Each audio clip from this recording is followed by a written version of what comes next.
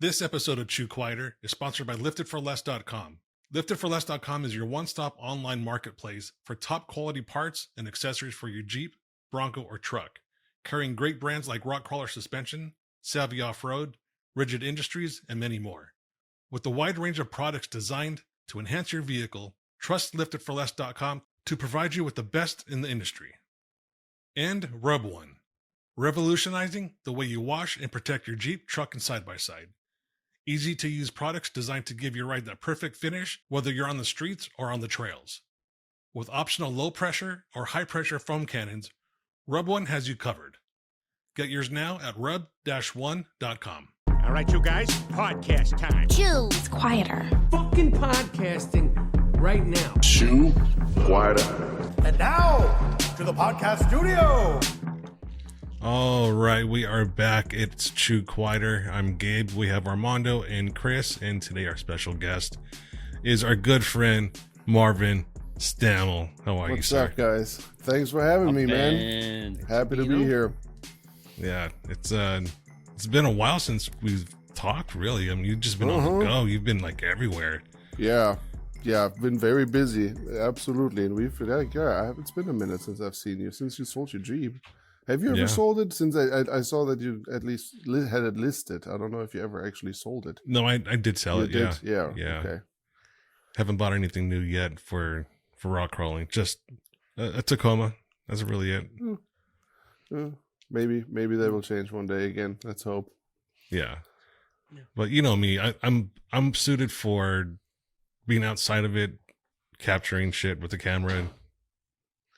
That's what. Yeah. It's true. It is true.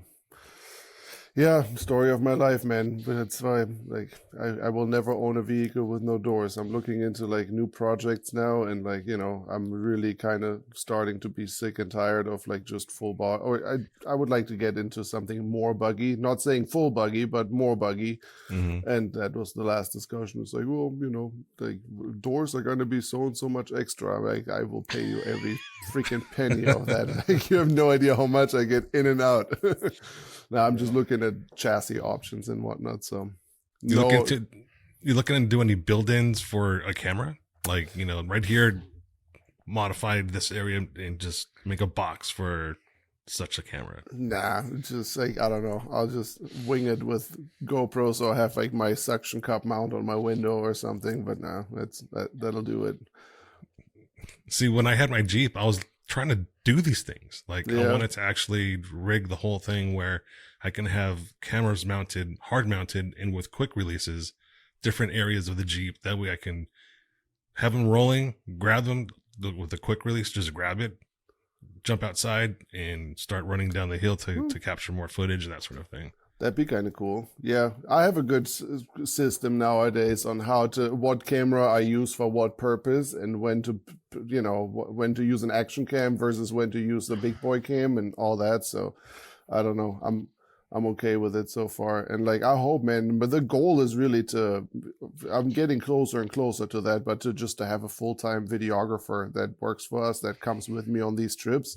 Mm-hmm. And takes over the part of the big boy camera, and I can keep doing my vlogging part, you know, whatever, me talking into the camera, that part I can always do, but having somebody that just takes care of B-roll and outside shots, and you know, where, you know, that it just ups the quality by so much and takes a lot of stress off my shoulders and just makes the videos more fun, more natural. I'm in a better mood ever since I started shooting more with Will and having a little bit of help on the trail and having a little bit of help with filming. Man, I watch my videos and I'm way more myself than I've ever been, because I just have somebody I can, you know, like share my vision with, but also share filming with. If I'm driving, he's filming. If he's driving, I'm filming. And now we have another guy that I've been working with a bunch from Miami. Daniel is his name, and he's done some shooting for us and joined us on a couple of trips. And he's like, basically, he's almost like if Will and I had a child, that Daniel would come out of that. Like, so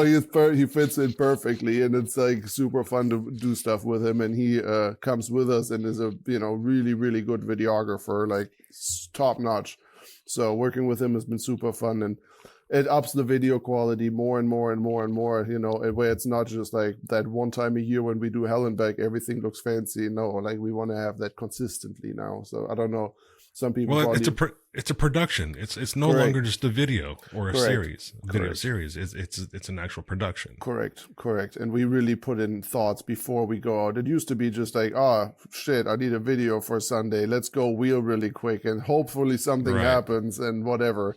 No, now we actually have a plan before we go out and like plan the trips. And like, I mean, you still can't stage anything with what we do, but we can set parameters towards good content. That's all we can really do, and that's where we learned over the years like how to set parameters. And unfortunately with what we do is like, all right, how can we make ourselves really miserable? We know good content will follow.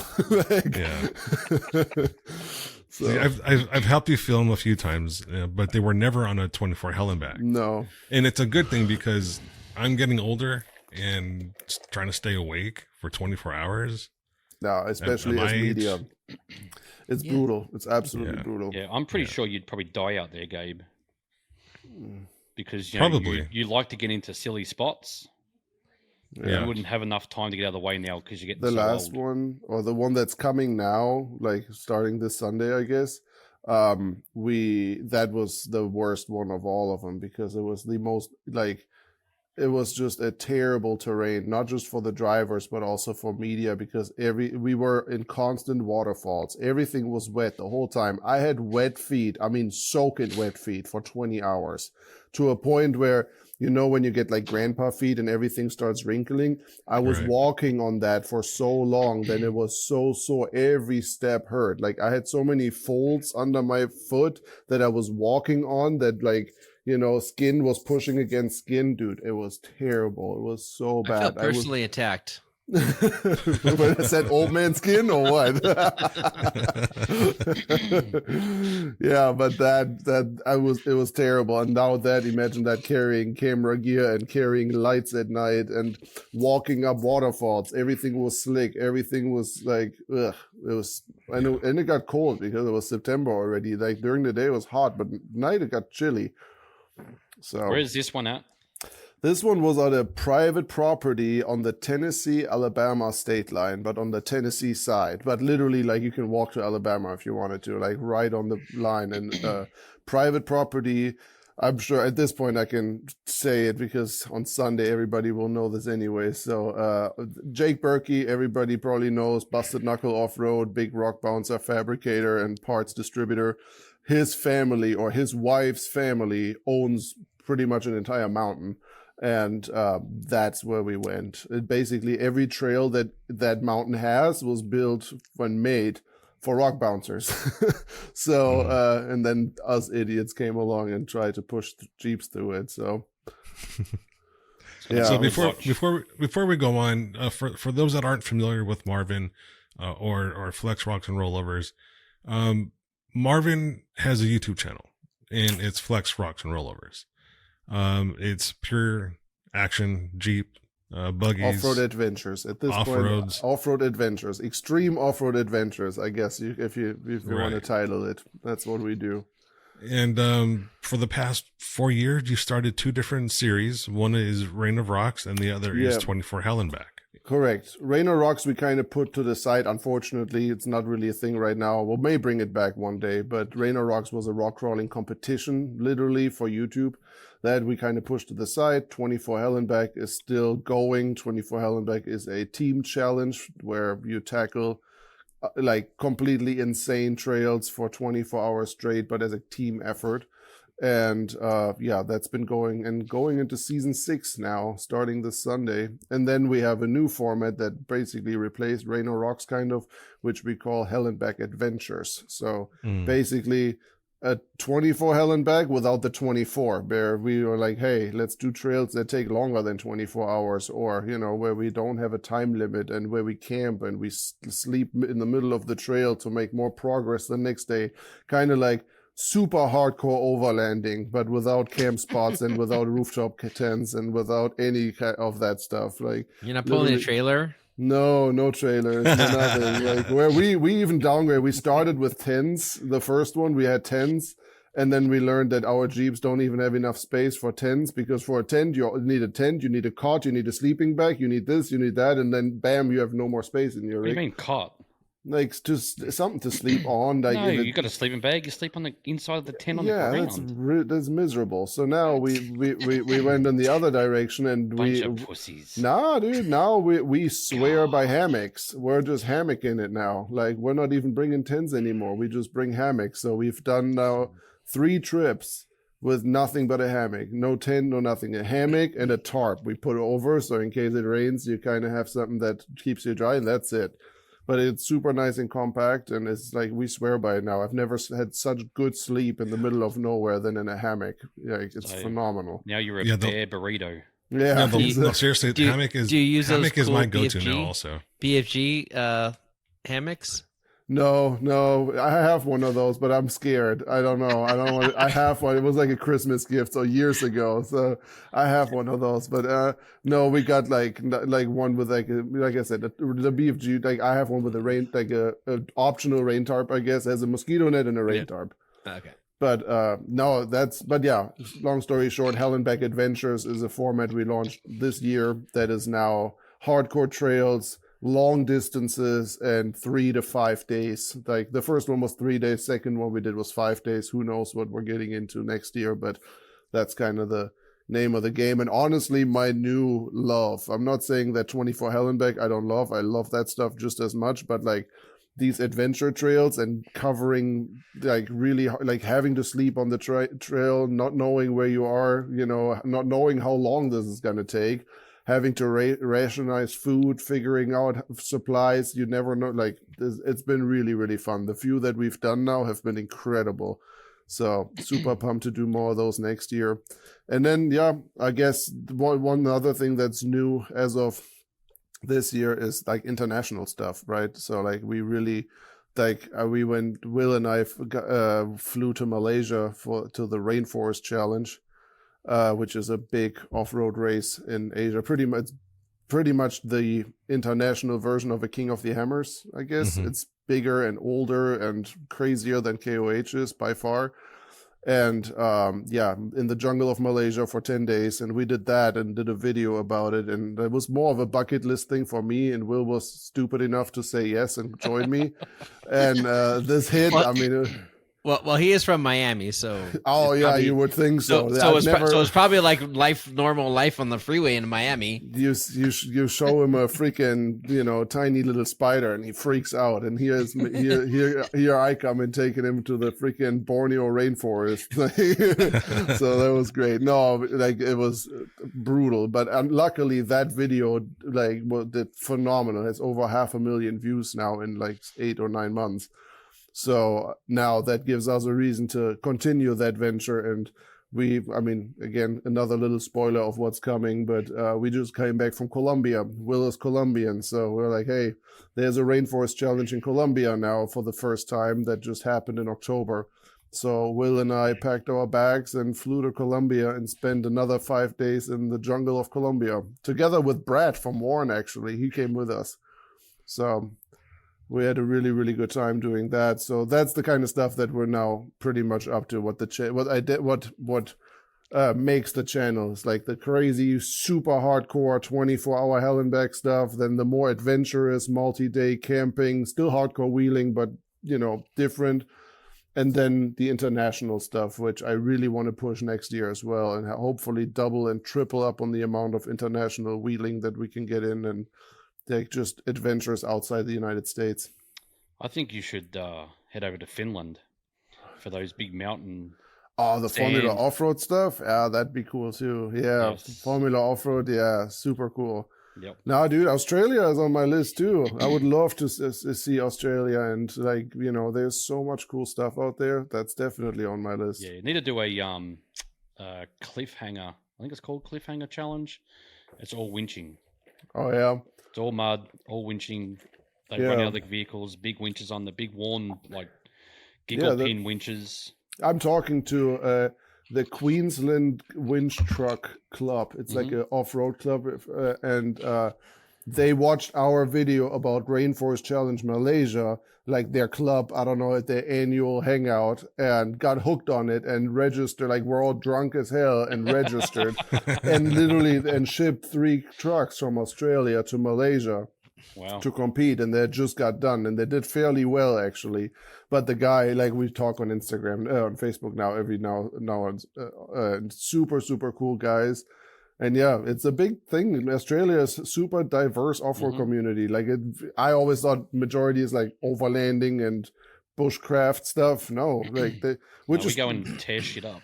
Yeah, there's a lot of really, really cool stuff too. I mean, Australia is such a beautiful country that even the overlanding is it's, for me at least, more interesting, definitely, and makes it super extreme because of the crazy distances you cover and how far in the middle of nowhere you are. Like a broken U-joint can be a life and death decision right there, because you're not getting anywhere anytime soon to fix that.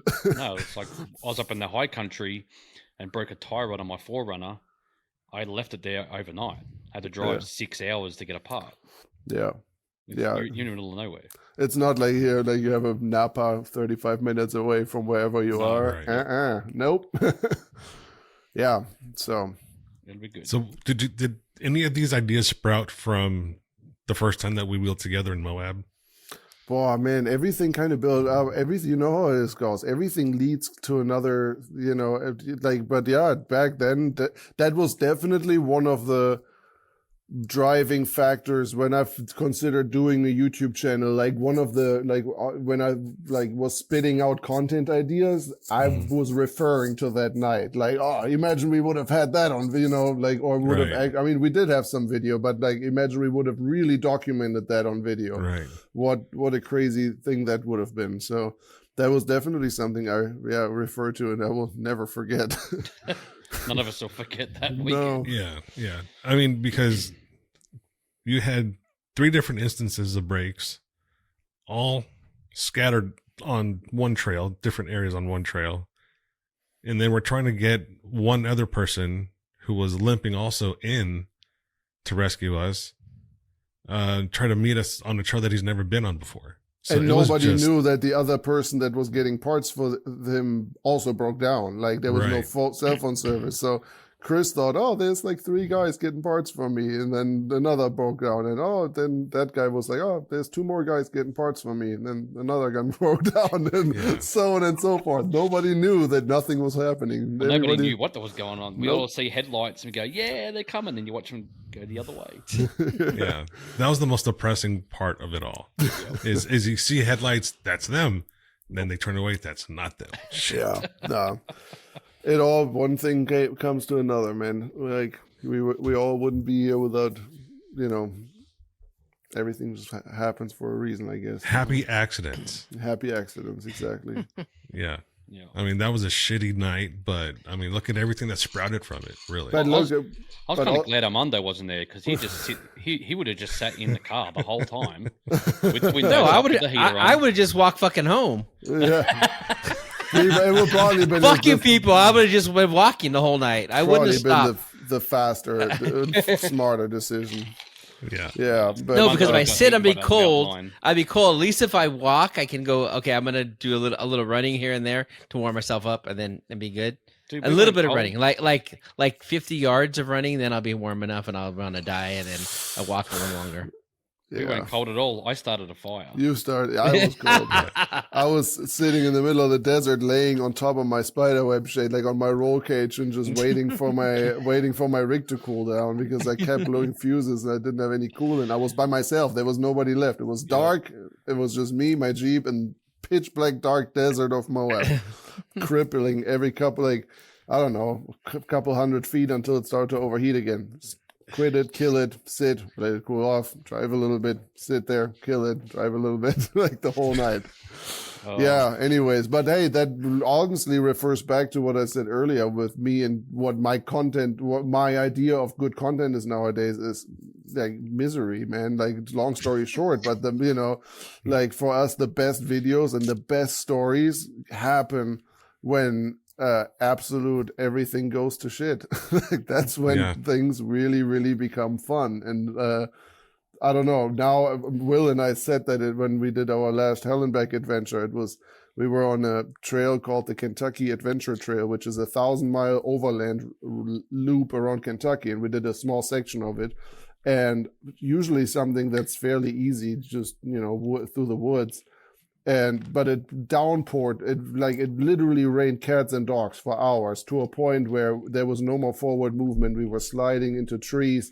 We were literally winching for every foot, and it was downpouring on us the whole time. And we were just laughing at each other because it's like, we're in this. We're never going to get out of here. Like, it's like, this is it. Like, It took us hours to make any kind of progress. And we said later, like, man, we strive in these situations now. We shine in them because we know, we're going to tell a good story and we'll never forget this night. So that's really and most wheeling days are like that. A really clean day of wheeling where nothing happens, nothing breaks. You go in, you go out, and it's like, it's whatever. It's the strife and the shit that makes for the fun stories. Yeah, and how you make friends. Look how we all bonded over that night. You know what I mean? Like, that's like, I don't know. I'm pretty sure it was just me. So Marvin, you never met any of them before either, did you? No. Troy Gate and we knew each other, but but had nothing to do with each other. And I think Troy Gate and I knew before. Yeah, well, I didn't know anybody apart from Marvin. Yeah. Mm-hmm. But that night changed everything. Well, and I knew Jeremy Hopper because he came with me. But apart from that, Marvin was the only person I knew. Yeah. Oh man, wild day.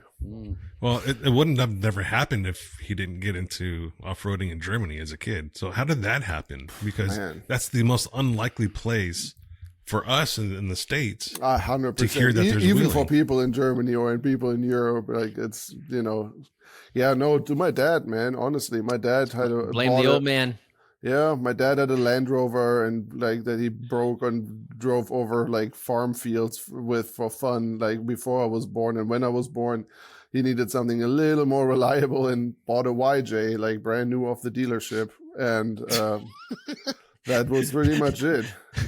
That just sounds funny. That just sounds funny. Something I need something more reliable. Let's buy a fucking YJ. I mean, from a Land Rover, like anything. Yes, from a Land Rover, that's more reliable. But it's like a Honda minivan, like a BMW, a Volkswagen, like something. I mean, you guys all know YJ. My dad, but he also had a Mini Cooper. That was his like another. I'm not talking about the OG Mini Cooper. The mini. The Mini Cooper, and like for everybody that knows my dad, we need to see a photo. We need to get a photo of that. I have photos of the Mini Cooper somewhere, but never with him in it, unfortunately. Which that's what would make the picture. Like, well, all you gotta figure is watch The Incredibles. Yeah, Incredible in the car. That's exactly what it looked like in my mind. That's exactly what it did. Like, yes, no. Anyways, but like, yeah, my dad had a YJ then, and then got into an off-road club. We joined a local off-road club, which like we had sand quarries and rock quarries in the area where the owners would open their gates on the weekends and let us play there. And we would, in Europe, what's big is like we call it trial. So like they take like little wooden sticks with a like plastic ball on top and set gates really tight and really technical. And therefore you can make, like, if you have a few hills, a few mud holes, and a little bit of off camber, you can make a rowdy course by just setting it really difficult. And then you get judged by how many backups, how many this, how many that, and how close you get to the little wooden sticks. And if the ball on top would fall down, negative points. If you break the stick, negative points. If you back up, negative points. So, you learn really technical driving with a YJ on 31s, 32s with open differentials, and then eventually a locker, and then 33s, and then 35s, and 35s. I think we had 35s at some point, and he went backward to 33s because it's like, that's too crazy. It's too much. It's way too much. Yeah, back then that was huge. 35s are like 42s. Yeah. Right. So anyways, but like, back in 1932. And then we started to do like stuff like, because in Germany itself, it really all came down, at least in our little bubble we were in, it all came down to like sand quarries and rock quarries, which was fun, but like not pretty of any kind. So Then we had to venture out. Eventually, we had an off-road park, a real off-road park we went to in Belgium. That was like an hour away from where we lived. And it was called Bierstein, just like the Shock brand, actually. So that's where we went to a couple of times. And that's where we then really, I don't know, met other people. And like, I don't know, it kind of developed a little bit from there. And then I was old enough to have my own four-wheeler and follow my dad in a four-wheeler. And then we signed up for something called the Jeepers Jamboree in France and did that 2 or 3 years in a row. And that's like a full week-long event where they travel all through France and have all kinds of off-road competitions and little stages. It was almost like a rally, and like you drive into a town with 400 or 500 Jeeps would roll into these little French towns. Kids would ask for autographs and whatnot back in the 90s, It was super cool. So yeah, that's how we started. And then eventually my dad moved to the States, and then the first thing he did was buy a YJ in the States and continue all of this. So yeah. One thing led to another. So for anyone who doesn't know, Marvin's dad is Axel Stammel, right, the owner of Axel Off-Road, and they do some very cool protective gear for your heads. So when you're in a buggy, you're in a side-by-side, and you're whatever, they offer protection for your head to keep your noggin out there. Yeah, there's one up there. Yeah, there's one up there. Famous pink one. And I've known Axel for a long time. That's how Marvin and I met, because he was doing shows with his dad back in the day. And really, really good company, really good products. I'm doing a commercial now. Either way, but but yeah, just so anyone doesn't know, I mean, we all know who your dad is, and you say dad, and we're like, but Axel other people that are Off-Road. listening, Axel Off-Road is the name of the company, and he does these really cool helmets to keep your brains in your head. Correct. So, after beating our own heads up for years, we eventually found a solution for it. Were you in grade school or high school when you came to the States? Oh, right after college. I had a really rough school career, and really just weaseled my way through school and got into college. Even though I messed up absolutely every step of the way, I figured my way out to get accepted to a private marketing university in Cologne. That was a marketing school, literally just a college for marketing. That's it. But really well known in that scene. If you wanted a marketing job, that's like the school you wanted to go to. And I weaseled my way into there. German school system works a little bit different, but I basically finished high school just like that, just good enough to be able to continue my school career afterwards, and then did a higher education degree, or was in the middle of a higher education degree, and only with that degree I would have been allowed to go to a university. But I messed up bad, and I was about to get kicked out. How do you call the guy that runs the school? Whatever. Principal pretty much told me I'm either gonna you have 2 weeks and you're gone. So before I write you off, go figure your way out before it says that you got kicked out. You better want to leave before you get kicked out. And I used those 2 weeks to shit talk that marketing school into believing that I have a huge marketing career in front of me and I got it switched now. I need to get in there now before the semester starts. And I got that window perfect in order to basically sign on with them, thinking that I was about to graduate from that school, but I was really about to get kicked out. So, and then that got me into that school, and I was able to graduate fairly quickly by really punishing then from there on, I did good because I did something I actually enjoyed doing, and with cool people and cool teachers. So then I did fairly well with that and was able to graduate a little bit earlier because I did a hardcore. You were able to graduate a year sooner if you did full-time work in the marketing industry and went to school full-time. So I literally went to school four or 5 times a week till midnight. And then, got up early in the morning, went to work until, 5 o'clock, got into a train, drove an hour and a half to that school, sat there till midnight and did it all over again the next day for 2.5 years. And that's how I got done also soon. I graduated with 21, which is pretty good for having a bachelor degree. So. Yeah. And where were you living at the time? Cologne, Germany. Yeah. You were in Cologne, and the school was in Cologne. Yes, correct. But you worked my job was in Düsseldorf, which is it was in Düsseldorf. Oh yeah, so a good train ride ahead. That nice train ride. Yeah. Driving it's only like 45 minutes, but like if you take a train, which I did back then, it takes you about an hour and a half to get there and back every time. What's Dusseldorf famous for? Düsseldorf is famous for mustard. The world's best mustard comes out of Düsseldorf, for example. And big conventions. A lot of really big international trade shows and conventions happen there. It's a pretty city. Beer, old beer. But the Düsseldorf car, it was a car manufacturer, the Düsseldorf. No, that's something else. Düsseldorf. Like, it sounds similar, but it's something different. Isn't Düsseldorf there? Duesenberg. Duesenberg. Yes, that's it. But no, and that's not German. It sounds very German. It may be. I don't know. I think the Dusseldorf was American made. The it might be probably German immigrants or something that had that name. Yeah. The name sounds extremely German. Yeah, it's very German. But I think it's an American thing. Yeah. But yeah, Düsseldorf mustard, man. If you want to nerd out and have something to put on like any kind of meat or sandwich, Düsseldorf mustard is delicious. Nice. You can get it on Amazon. Chris, do you hear that? In case there's no ketchup around for tacos, you just smear some mustard on some tacos. Dude, I got so many people. There's German ketchup and German is. Their mustard game is. We have so many different kinds, but then also there's a really famous German ketchup, and I got so many people hooked on that stuff that I have like an Amazon subscription for both now. Like Ian Johnson's wife, like all the way down to her. She's like, no, this is part of our fridge inventory now for good. Like they don't even. What's in it?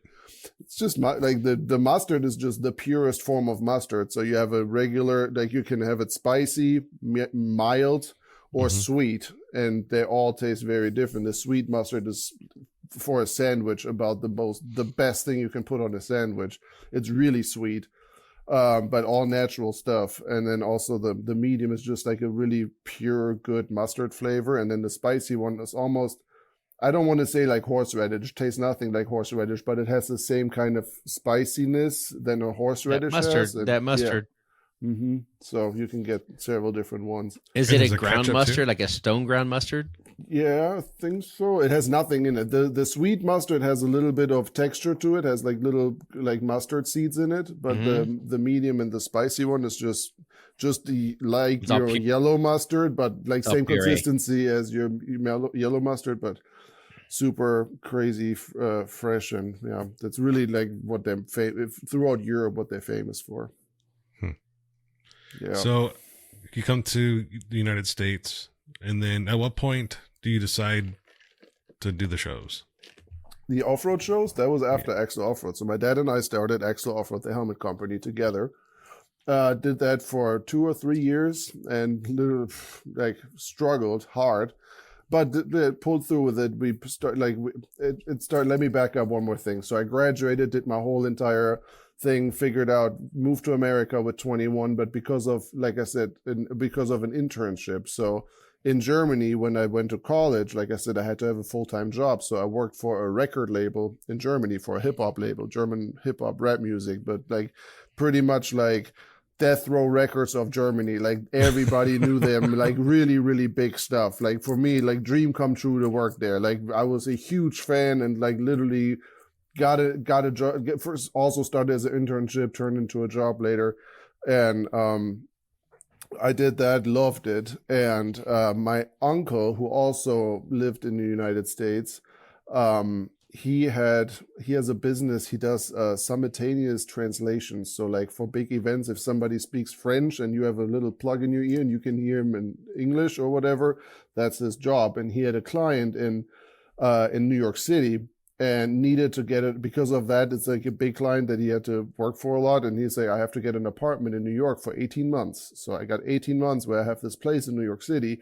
And my neighbor owns a record label in New York City called Easy Star Records. They are really big into reggae music, and they're looking for an international intern that could also potentially turn into a job. So if you want, you can live at my place and work for them for a while, and if you don't like it, you can always go back. And I was like, dude, I'll never get a chance like this again. Like, live in New York City, like, for free, basically, because I have family that has an apartment there. That will never happen again. So I jumped on that and did that and lived in New York for 18 months and kind of realized that if you're not super fan of the music you're working for, you're promoting, it's kind of just a 9-to-5 office job.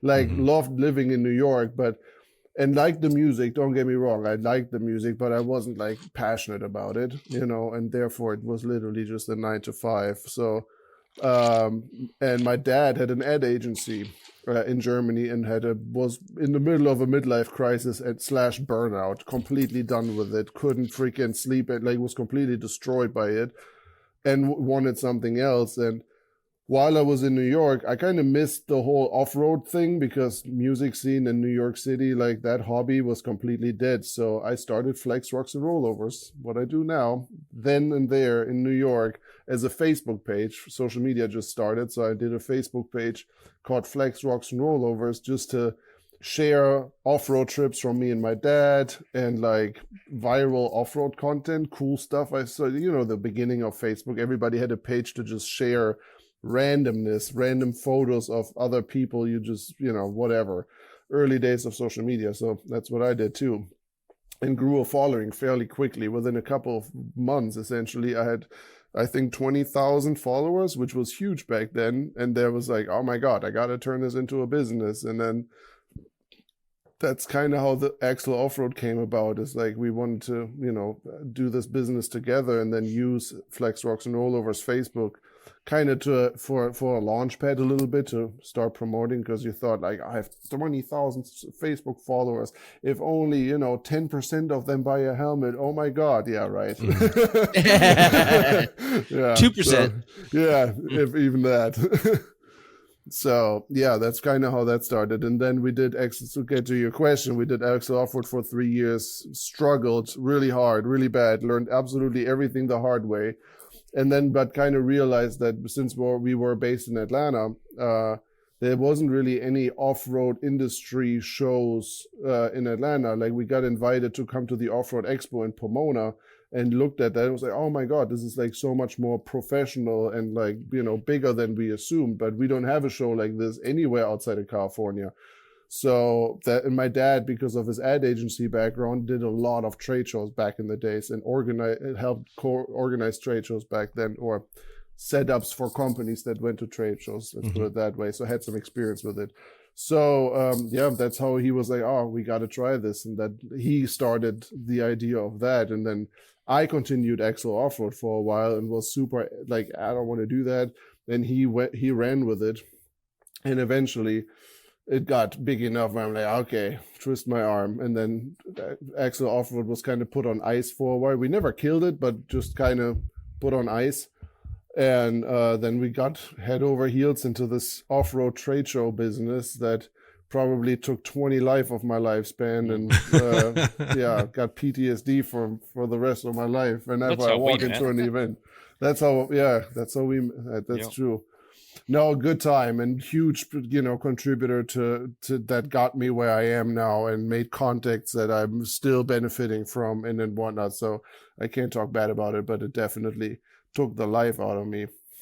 Mm-hmm. No, it was a well put together event for a number of years, and then the venue changed from Kentucky to Nashville. I think that was the worst hit that it could have ever taken. Is that but we were forced going into that fairgrounds, and that fairgrounds was terrible. Yeah, no, we were forced for that. The Kentucky show was awesome, but then what made the Kentucky show was having that big outdoor space with an off-road course and race exhibitions and whatnot. And they took that outdoor space away from us, which 50% of our show was outside. All of a sudden we didn't have that anymore. But because the trade show, the expo center in Kentucky never considered that, yeah, part of their like it was their property, but they never made their money with that. So it wasn't. We basically always got that part for free. We had to pay an obnoxious amount of money to rent the expo center, but we got that part for free. So, but when they take it away and we're like, no, we don't offer this anymore because we're now building on this property. We still had to pay the same price. So like we would have still paid an ungodly amount of money to rent the Kentucky Expo Center without any outdoor exhibitions, without any off-roading, nothing. So we had to move. We were like, we can't afford, like we were struggling to afford this place in the first place, but now you're cutting away 50% from our shows and you're still charging the same. Like we had to move. And then Nashville, like unfortunately didn't work out the way we thought. It was good for me.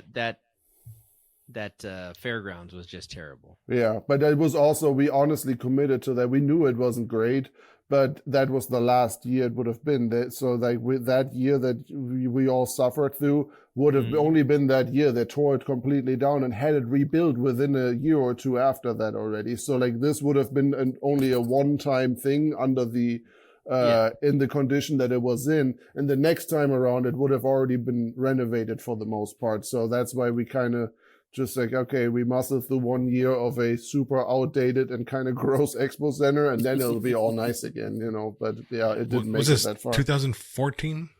No, 14 was the first one actually. So it went from the first one. That was like 19 2019. It went from 19 was kind of the end. Like, Chris knows that year. Chris knows that year very well.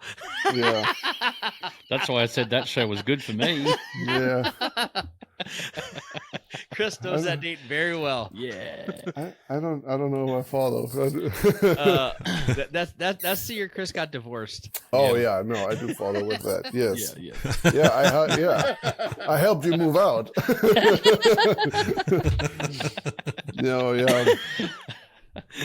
No, that was wild.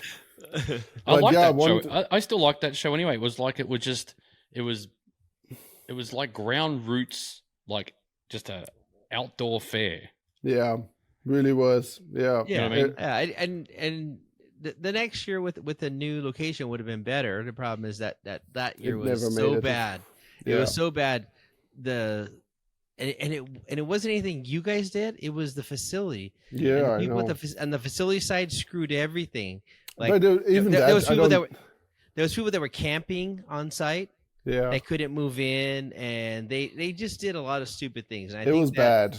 But that was never really what really killed the show, honestly. That was just, we would have survived that year if we wanted to, but it was more, you know, having every other event. We had one event that worked out from the weather, and that was a terrible event because of the facility. But the four, you know, remember, we didn't just have one show. We had 4 shows at the end. 4 shows in 4 different locations, and all the other ones got completely rained out. I'm talking side, or Georgia, rain. Texas, the other Crystal Beach one was a disaster in southern Texas. So like every other show was affected by something else. So we just took a year and a half of really hard hits, and like when Nashville, then, you know, the weather was fine, but everything else went to crap.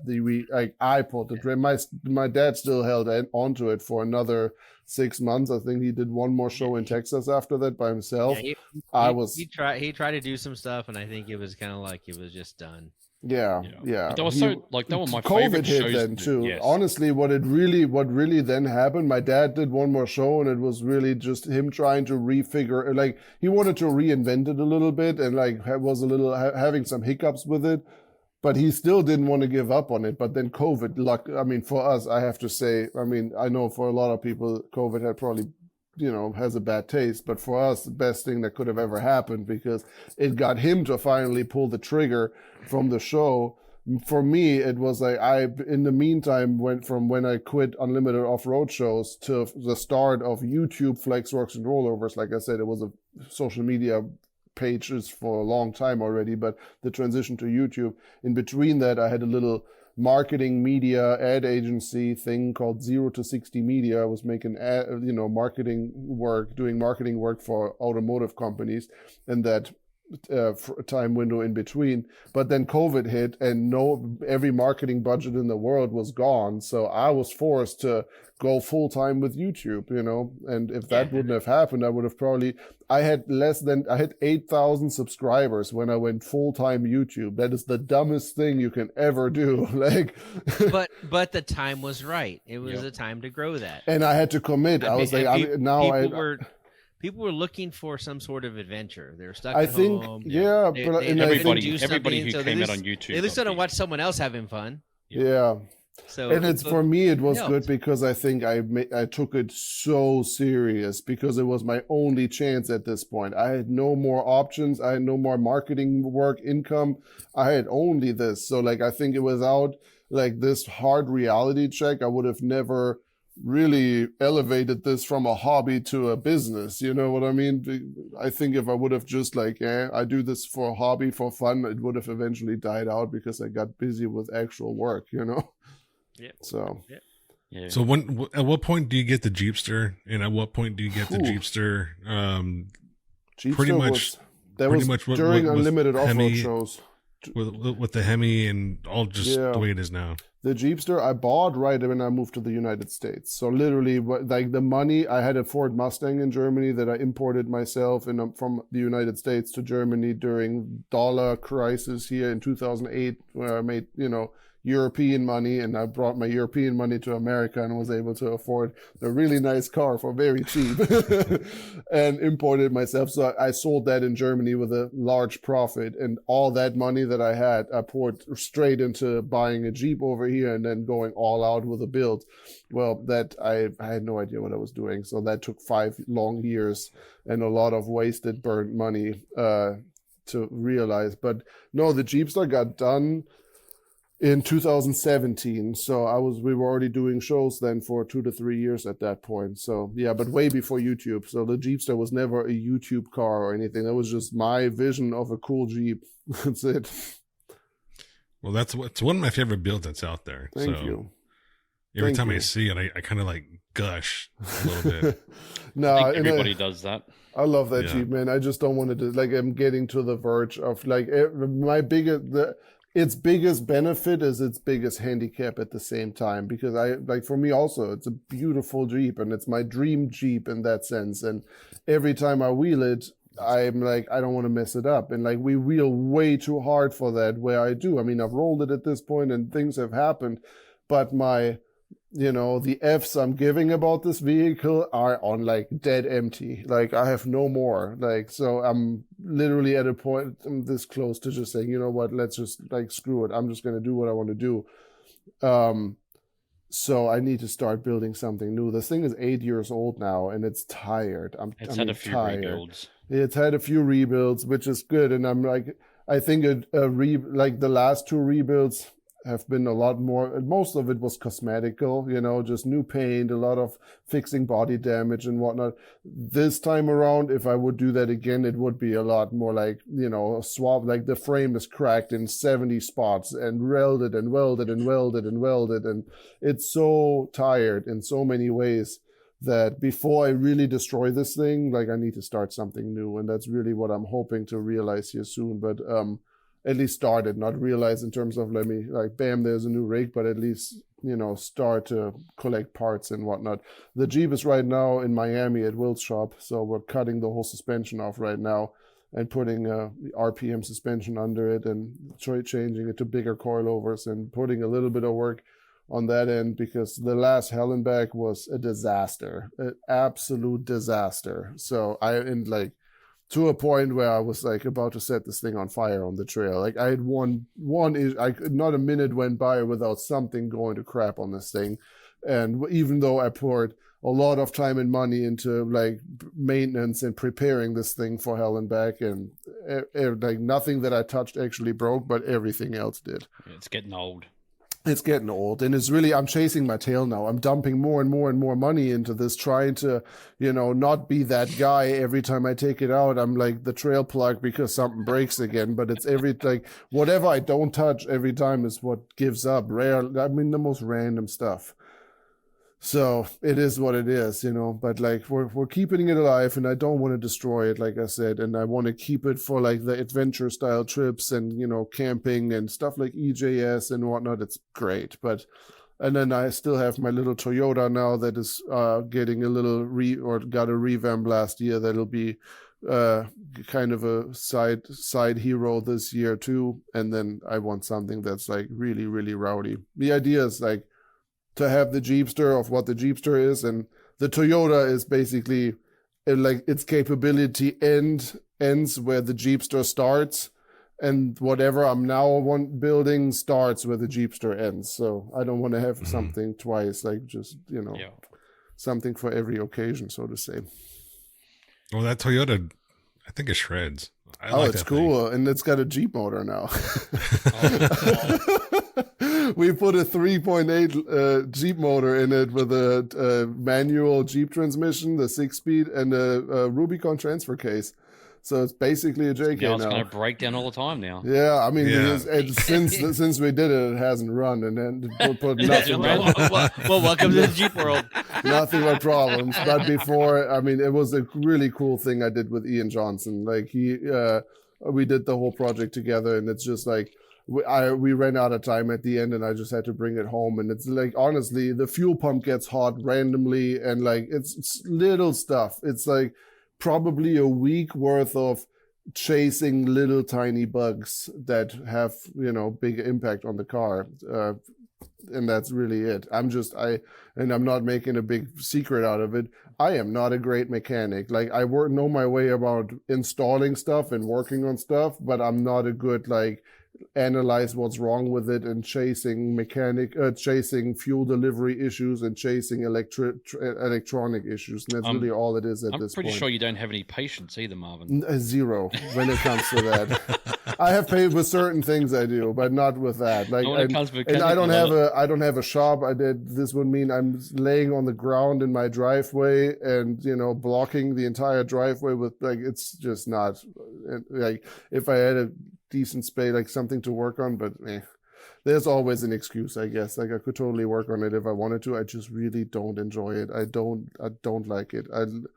I like it when I'm with friends. You know what I mean? Like in the scenario of putting a motor in it, being at Ian's shop, having it on a lift, having AC, having music, having somebody to work with.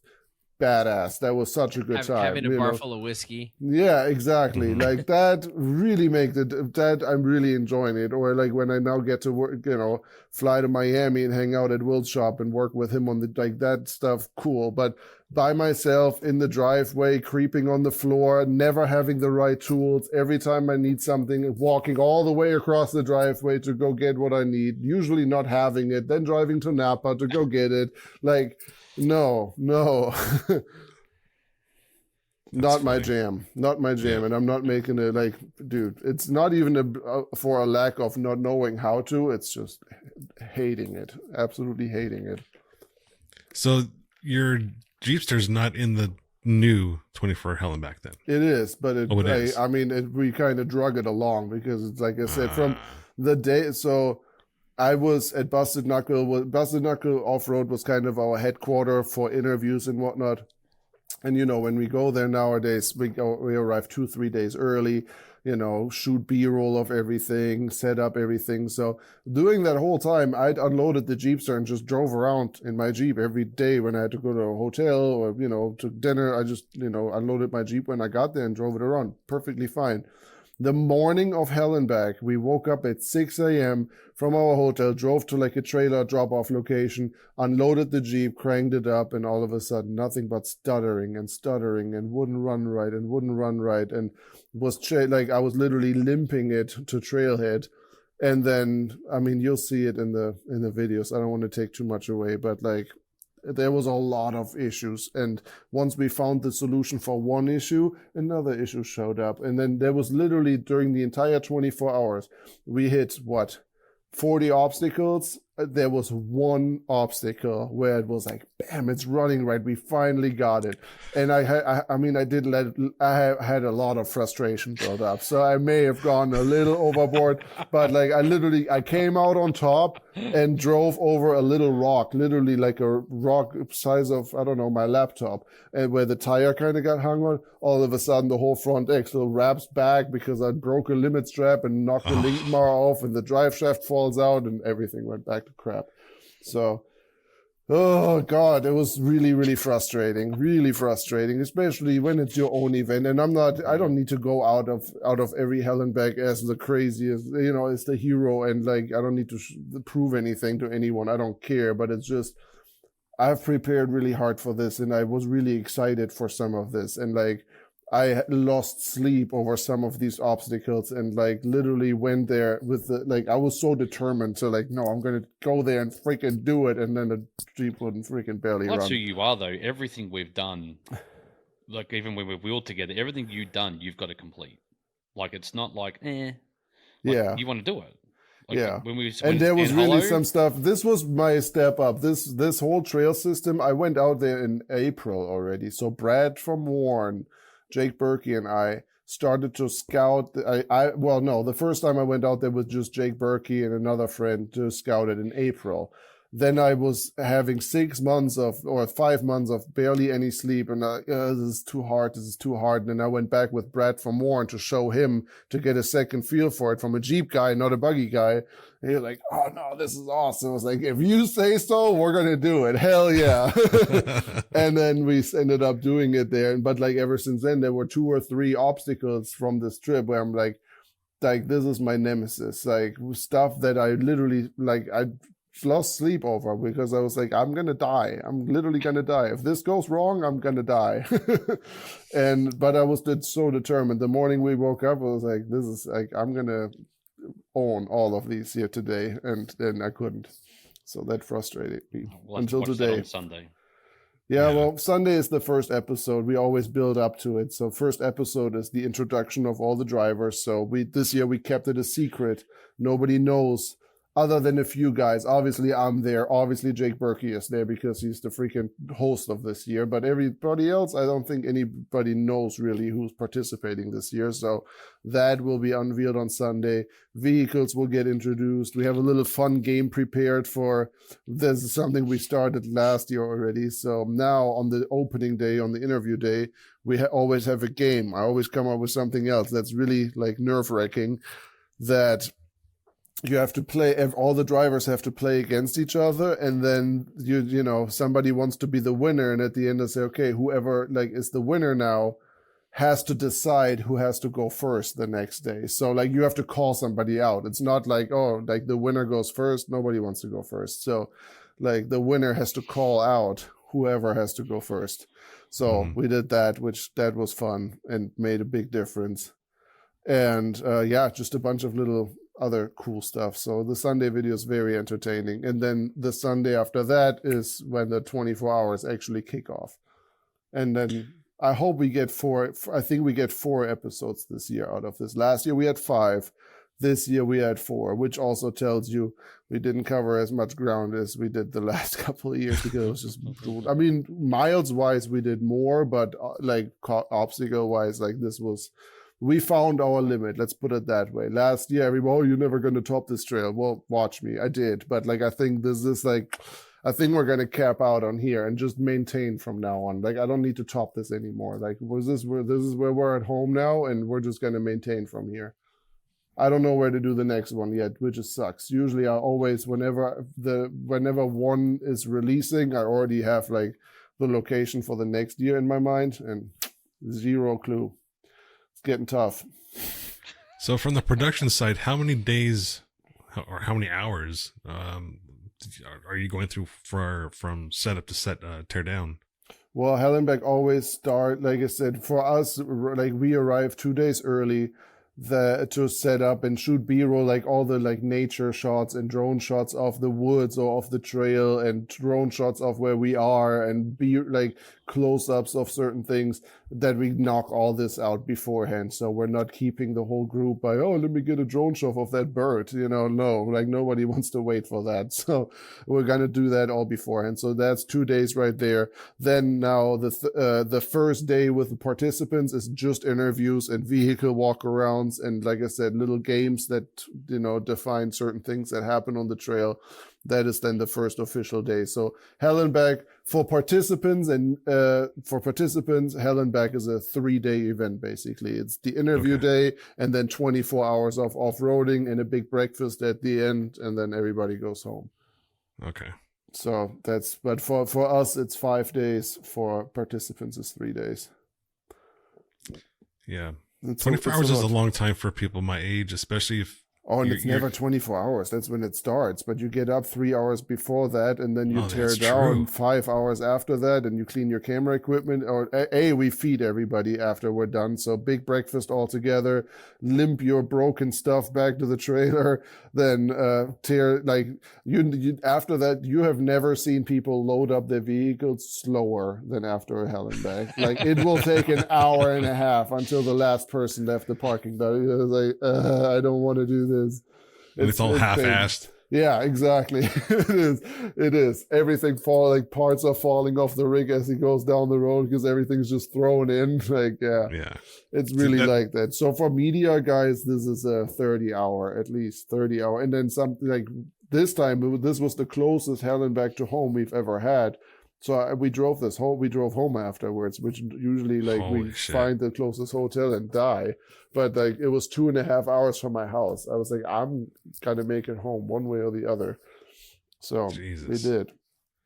Crazy. I mean, it's a home game, but not a home game. No, really. And I really thought it's going to be easier on me because it's so close to home. But that's the bad thing about changing locations and participants every year is no year is like the next. Like, every year is different. Every year has new obstacles, and every time you think you fix something else goes wrong. So it's whatever it is.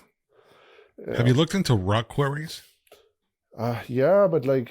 I mean, I don't know. It depends. I mean, the sand mines are technically a rock quarry or a sand quarry, but it's like, it has to be picturesque. You know what I mean? But I mean, some rock quarries have like really beautiful water, if I think about it. So yeah, theoretically that could work, but like then it's got to be tough enough to kill 24 hours, big enough and tough enough. So tough decision. And that's some of the problem is like, I suggest a ton of Colorado trails, but once you get done with that trail, that's it. Yeah. And it's really hard to judge. I don't know how I pull it off every year, but like every hell and back, I would say the last 3 have been within the hour of 24 hours. This year, and I don't mind spoilering that, this year's hell and back, we finished on the 2nd. The last vehicle crossed the last vehicle crossed the last obstacle and landed on all 4 tires, I think 4 minutes before 24 hours, but then we still had to go back to our starting point, little cabin on the property where we started off, right? And the last door shut when the timers of the 24-hour, like everybody has a 24-hour timer in a watch pre-programmed, and the watch started to go off when the last door fell into its hinge. It was insane. So it worked out perfectly. But like, we had plan Bs, of course. We had 3 more trails that we could have hit and chosen from no matter where we ended up, that we could have hit afterwards, because we're not if anything, we do more, but we're not doing less than 24 hours. I never want to hear, the rumors behind the scenes, in reality, it's only like 22 and a half hours. Like, no, it's not. It's 24. And it's not 24 from when you unload. It's 24 from when we hit the trail. Yeah. So what about doing something in the snow? That's funny you say that. I have 2 text messages on my phone right now from like sponsors and friends that said the same thing and brought it up individually. everybody says like, oh, you need like hell froze over or whatever, dude. I don't think I can get a media team to do that. I don't think you can have. That would that's a tough ask. That sounds miserable. How do you want to do that? You can't even really walk. And if you want to really have snow, like deep snow, you can't even walk. That's like, it's almost like doing it in the Sahara, like in the real desert when you have to walk through like super soft sand. Like you die. You can't do that for 24 hours. It would all have to be drone. Yeah, and at that point you're missing the in between, the story, you know. Yep. So and the drone doesn't pick up audio either. So yeah, so like tough. so Will and I, we want to do a hell and back adventure. So the camping format, we want to do that in the snow, like beginning of next year. But then it's just him and I, and we film everything. Maybe one camera guy that can manage it, but he can also stay in the cars with us and warm up or whatever, you know. But yeah, for 24 hours, I think, with night stages and having to walk the entire distance, like the trails at hell and back, you know, the camera guys never get back into a vehicle usually. They walk the entire time. We don't have enough cars for all these guys and the equipment either. So the adventure stuff is just going to be you and Will? It's always Will and I and plus one. So Will and I, and then we meet up with, in the last 2 times, it was somebody that knew the area we're going to and is a good character, right? So the first one was in Cedar City, Utah, with Thomas from Fab and 801, crazy rock crawler fabricator that showed us one of his like hometown trails that is just gnarly and just a rear steer buggy trail.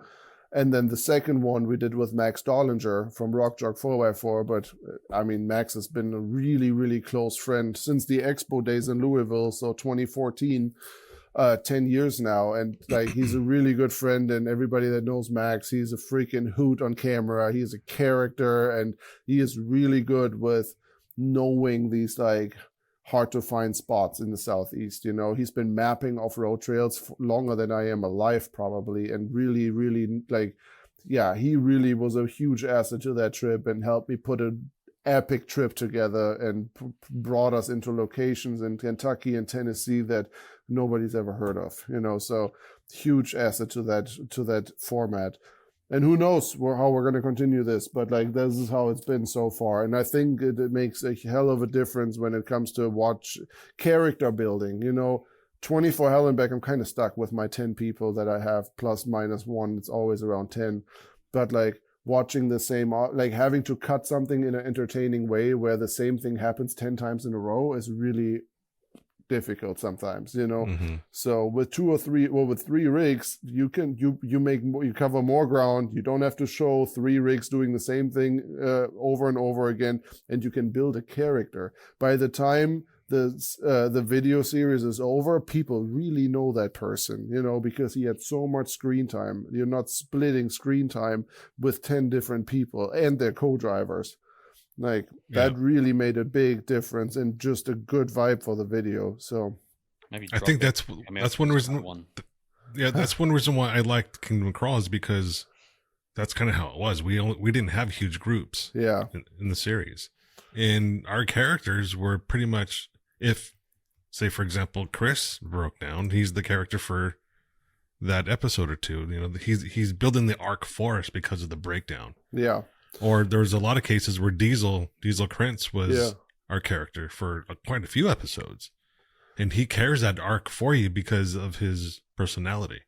That makes a big difference, man. It really does. And it's, I don't know, it just makes it easier to watch, because when you don't know these people, we're all part of the industry. The chances that you turn on a video from any of us and you know the majority of the people that are in it are high. But like average Joe or somebody that's maybe not even a diehard off-road enthusiast, but just enjoys that style of video, it's hard for them to follow along if you have 10, 15 characters that you've never heard of. And now you got to know when this guy refers to Bob, who's Bob? Who's Bob now? You know, gets tough. So I really prefer keeping the group small. It sucks because like there's so many people out there that I want to wheel with and I'm personally friends with and I love, but like I may have to turn down because it's my business at this point, and there may be a better option for, you know, somebody that's better on camera and has a cooler rig and has bigger, whatever, just makes it different, you know.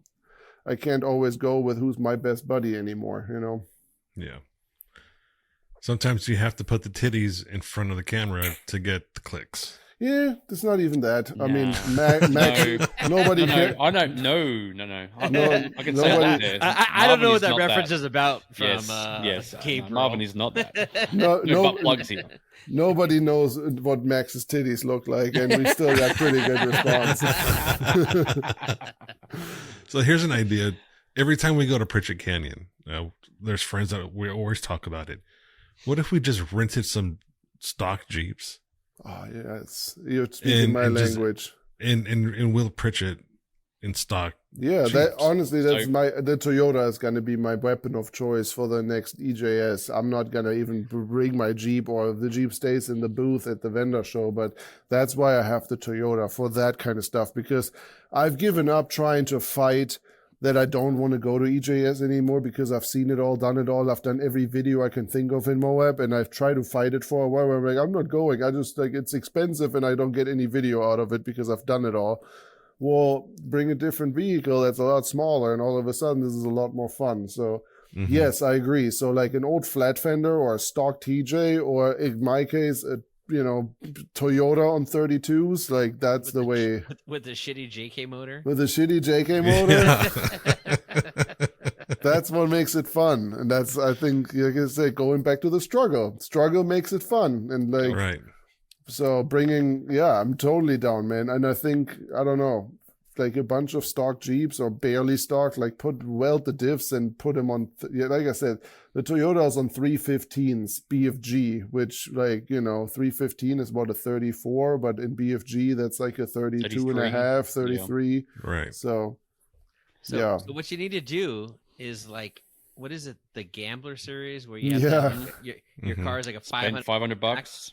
Yeah, but so cheap you to go like, okay, we can do like a $5,000 max. I just want to say inflation. That's a $5,000 nowadays. Because a $1, everything that used to be $1 is now $5. So no, $20 is the new $1. Like a $20 bill is what it used to be, a $1 bill. That's for sure. So, we should just all do it. Do in $5,000 max. Yeah, I think that would be amazing, and I really believe that EJS would have a big. It would do the event well when people would have that mindset and not always bring the biggest, baddest, flashiest, craziest to EJS. Bring the old flat fender, bring the old rusty YJ, and I know a lot of people could really use some wheeling lessons in vehicles like that. I think it would really improve their overall driving if they would ever learn how to drive in a vehicle that doesn't do everything by itself. Yeah, you actually got to drive. Yeah. So no, I think that's a great idea. You should do that's what you should do. Screw getting back into a huge, crazy, expensive rock roller. Go get yourself something with whatever Jeep with 4-wheel drive, weld the diffs, and just bring it to stuff like that and have a good time. On 35s, crushing Pritchett. Yeah. 33s.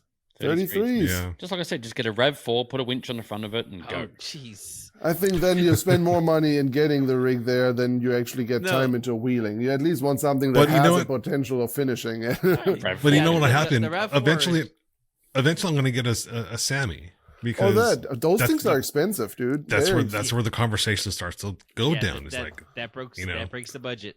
I'm looking at I look at Samurais, and Samurais are way expensive, like crazy expensive. You can get a flat fender in the same running driving condition than you can get a Samurai nowadays. It's crazy. You know, it'd be fun is patrols. Convert an Acti, a Honda Acti, into a that would be into a cab over. I'm trying to get Will into a budget beater. So, and we're looking at probably a Comanche, and we're thinking about getting him a Comanche and throwing a Toyota motor in it, just to reverse. He's got a beater. He has a JK. But that thing. I mean, true, but it's not. It doesn't struggle enough. And we, like I said, a small tire beater, and I would like to get a Comanche or something for him, or XJ or something like that, and we'll go do stupid stuff in cheap small tire vehicles and play the whole game with make it funny for YouTube, where like even the gear we take, let's say we do an overnighter or 3 nights, we'll do like the 3 hardest trails in Moab and camp in between each trail. But like our overall budget for camping gear can't be past $70 or something. And then you have to sleep in the most garbage like sleeping bags and like, eat frozen crystal burgers at night because that's all the budget had. They're gonna be really bad because there's no crystals in Moab. I'm just making up stuff. You get one Gilberto's breakfast burrito. For the whole day. Yeah, exactly. That crystal burger is gonna come from Salt Lake City. Yeah, I think that will be fun, and like that's Wait, really is there a Crystal in Salt Lake City? I hope not. Isn't it White Castle out there, anyways? No, it's Cane's. No, Cane's is not the same. It's Crystal and White Castle. Crystal and White Castle are the same, but White Castle. But, yeah, you should throw that out to listeners. We have White Castle what do we here, take? but He's I don't the think there's budget. one in Salt Lake. Yeah, drop your leftovers from the day before in this location. That's whatever's in this box, you get to eat. Yeah, exactly. Like the trail box. Snacks for these fools in this race. Donate for the poor. Yeah, if you're lucky, you might get gas station sushi. I've done that too. Oh yeah, I've done it on your trip actually. Yeah. It's where we established trail sushi. Yeah. It was actually a good call. It worked out. Oh God, no. It's like Kroger grocery store sushi or pre-made in a box. You don't have to worry about much. Yeah, but that's just an accident waiting to happen. No, you buy it like, dude, that was a single day wheeling trip. I bought that like 2 hours before I actually ate it. It was just like I bought it in the morning and ate it for lunch. Like that works. Yeah. Nah, that worked. Yeah. So this new season comes out on Sunday, and then every Sunday from there until like it's this Sunday. Then every what Sunday. What time Sundays are getting released, Marvin? 8:30 a.m. Eastern time on Flex Rocks and Rollovers YouTube channel. And I'm sure you're gonna share it on your Facebook. And oh yeah. If you're else. on the socials, you won't get around it. For sure. If you want to get a little sneak peek, we already released a video on our YouTube channel last Sunday where I just walk the trail with Jake Berkey and I just show you these obstacles. And it's kind of funny because I made a comment on my Instagram yesterday because I made a video about the trail and the obstacles that's on YouTube. And then yesterday evening I posted I had a couple of photos on my phone and it's literally pictures of rocks. There's not a vehicle on it. There's nothing. It's pictures of rocks. And I posted them on my Instagram and I got 2,000 likes in a few hours. I'm like, I am the only channel on the internet that can post photos of rocks and my audience loves it. And oh yeah, this is badass. Can you imagine? There's no car on it. There's nothing. Nothing's happening. It's pictures of rocks. That's it. And ledges and drippy waterfall, not even waterfalls, just wet rocks. That's funny. And people freaked out and had crazy engagement. When before that I posted probably some crazy Jeep rolling down the mountain and whatever. Yeah, wild. So we're excited for this new one to come out. Dude, I'm excited. And I'm sure people are going to hear it, but I do the voiceovers for... Correct. I'm sure anybody if people haven't connected those dots, yes, Gabe has been doing the voiceovers for 24 Hell and Back since day one. Mm-hmm. Even the evil devil voice at the beginning for the intro, that's Gabe's voice. It's just pitched. Right. But yeah, that's always been you, man. I really appreciate that. It's really cool. Problem.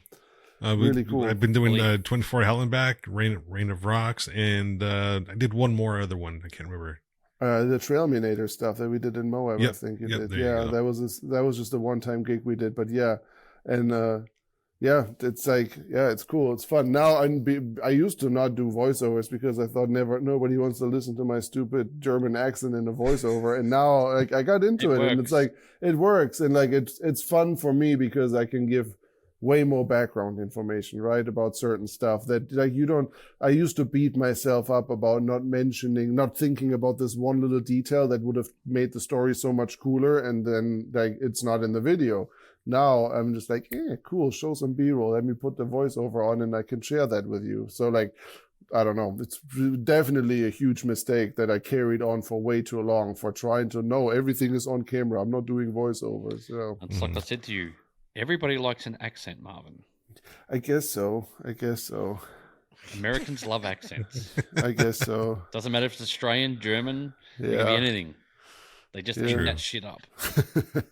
I guess.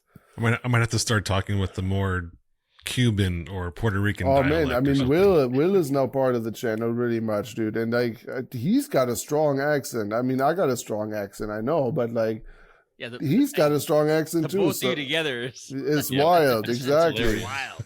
Yeah, Will and I in one video, and it's like, especially when we go other places that are completely confused. Like there's German and Colombian, and they say they're from America, but we're in Malaysia right now. What? Me and him in Malaysia, we were aliens. We were absolute aliens. That's funny. Yeah. All right, everyone. Marvin Stammel. He's with Flex Rocks Rollovers. He's got a new series, continuance of a series, 24 Hell and Back, coming out on YouTube this Sunday. Make sure you check it out. Follow him on all the socials. Give those out again. Flex Rocks Rollovers everywhere, or Flex Rocks and Rollovers everywhere. There it is, dude. Thanks for coming on the show. Thank you. Thanks for having me. It was a blast. Thank you, guys. Definitely. Have a great night, everybody. And we'll do it again. I'll see you guys on YouTube on Sunday morning. All right, man. Take it easy. Thanks for listening, everyone.